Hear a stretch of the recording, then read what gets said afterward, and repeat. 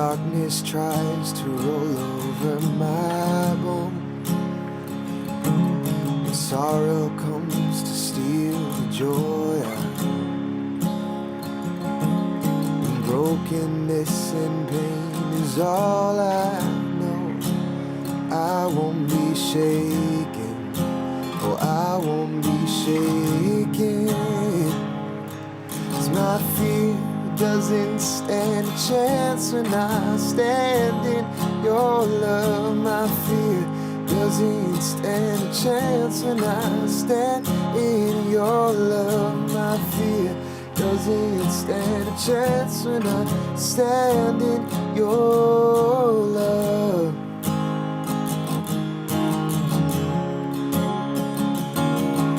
Shame no longer has a place to hide.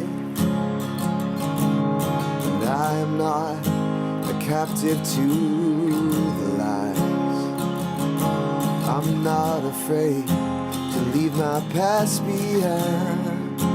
Oh, I won't be shaken, I won't be shaken.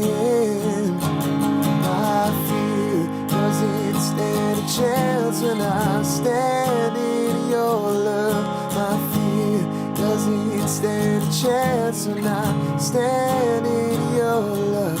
My fear doesn't stand a chance when I stand in your love.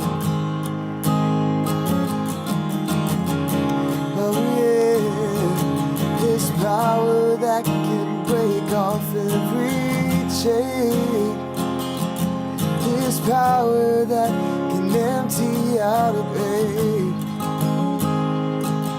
this resurrection power that can save, this power in your name, power in your name.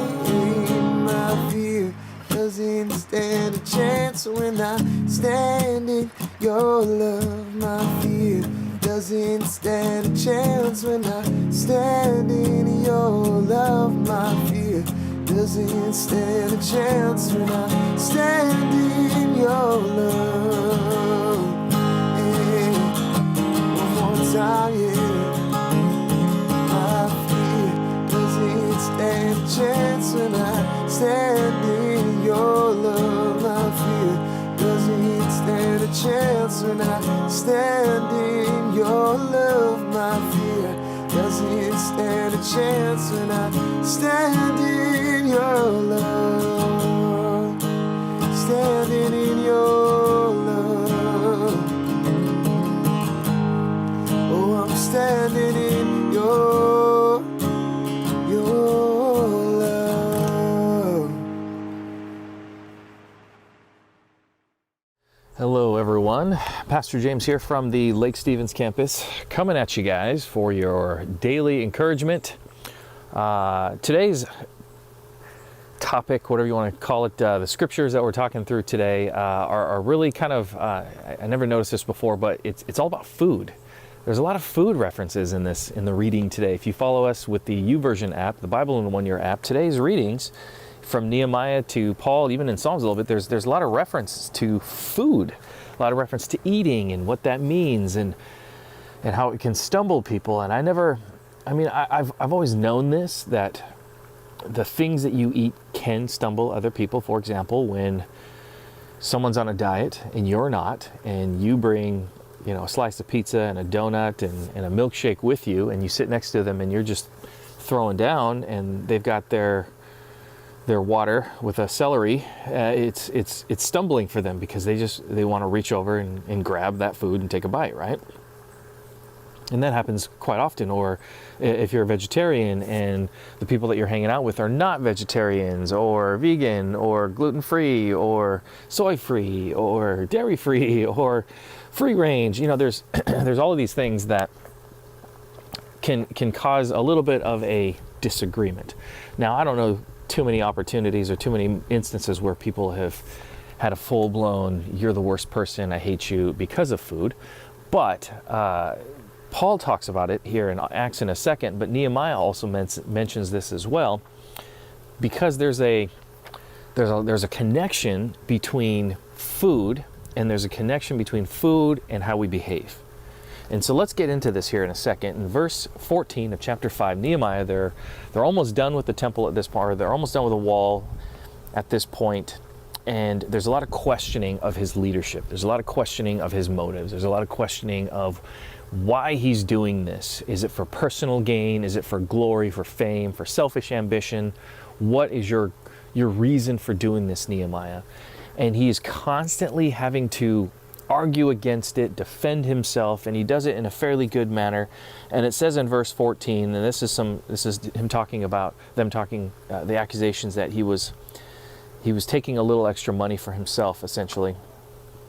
And it says, for the entire 12 years that I was the governor of Judah, from the 20th year to the 32nd year of the reign of King Artaxerxes, neither I nor my officials drew on our official food allowance. The former governors, in contrast, laid heavy burdens on the people, demanding a daily ration of food and wine besides the 40 pieces of silver. Even their assistants took advantage of the people, but because I feared God, I did not act this way. I also devoted myself to working on the wall and refused to acquire any land, and I required all my servants to spend time working on the wall. So here is Nehemiah saying that I've been leading by example. I have not taken, I have not asked, I have done what I have done from my personal desire to follow and serve God. I have gotten by with a little.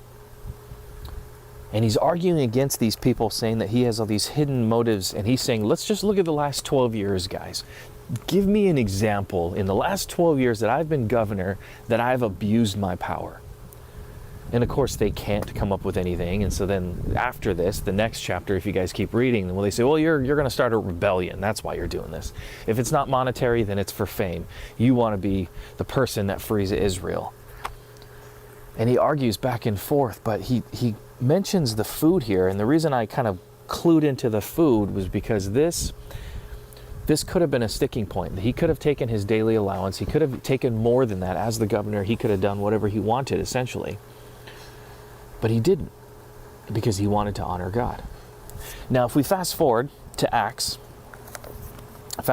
chapter 8, which is where we're at, and Paul is talking about food that is sacrificed to idols. And all the way down in verse 8, it says, it's true that we can't win God's approval by what we eat. We don't lose anything if we don't eat it, and we don't gain anything if we do. But you must be careful so that your freedom does not cause others with a weaker conscience to stumble. For if others see you with your superior knowledge eating in the temple of an idol, won't they be encouraged to violate their own conscience? And in verse 12, I'm going to skip verse 11. And when you sin against other believers by encouraging them to do something that they believe is wrong, you are sinning against Christ. So if what I eat causes another believer to sin, I will never eat meat again as long as I live, for I don't want to cause another believer to stumble. So now here's Paul using food as an analogy again to say, my greatest desire, my greatest goal is to follow God, to follow Christ. That is the number one goal. I want people to experience the love of Christ. And if what I eat keeps them from doing that, then I will not eat it. If the way that I eat something, or the manner of which I do it, or where I get it from is a reason for you not to find Jesus, then I won't do it.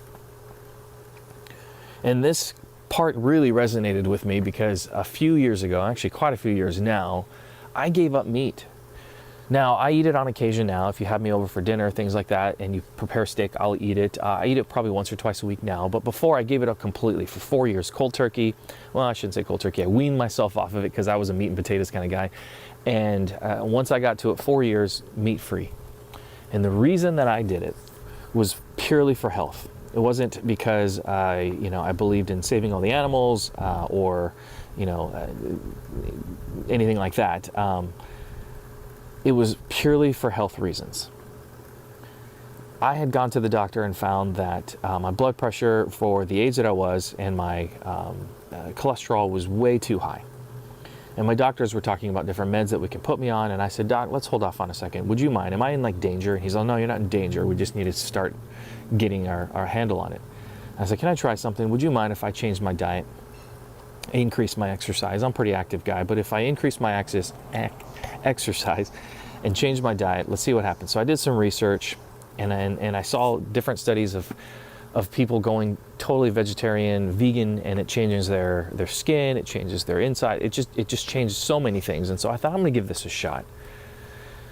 I'm going to give this a shot because I have 2 little boys at this point. I didn't have my 3rd little boy and my little girl at this point. I had 2 little boys, and I said, man, if I have to eat cardboard for the rest of my life,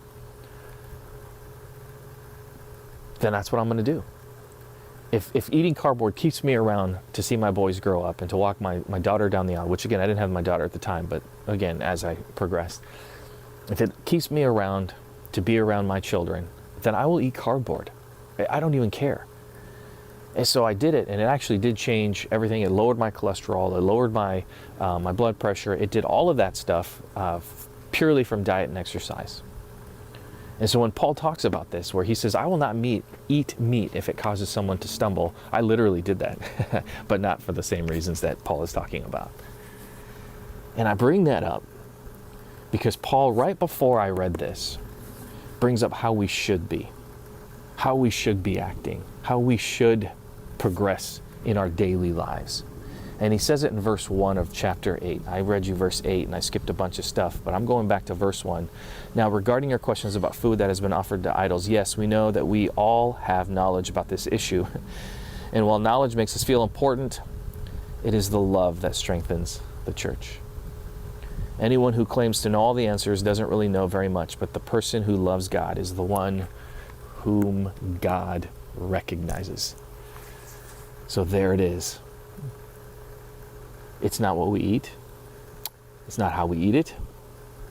It's our heart.